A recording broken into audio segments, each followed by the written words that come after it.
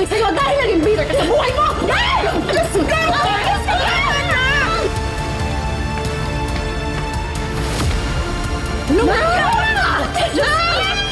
Pwede ba tumigil ka na? Ikaw ang bitter! Kasi hanggang ngayon, hindi ka pa rin makapag-move on! Tama na! Tumigil ka na! Tumigil! Tama na!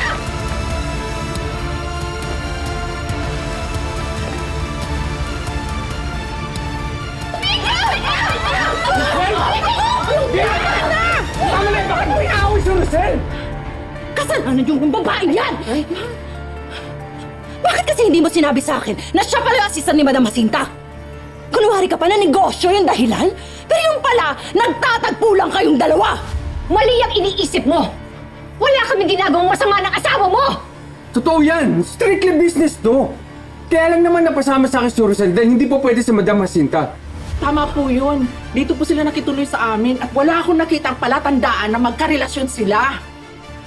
Hanggang ngayon talaga? Ang dumi pa rin talaga ng pag-iisip mo, no? Hindi ka na talaga nagbago! Hanggang ngayon, wala ka pa rin tiwala sa ibang tao! Oo na! Ako na naman ang walang tiwala! Ako na naman ang mali! Pero dahil hindi talaga katiwa-tiwala yung mukha mo!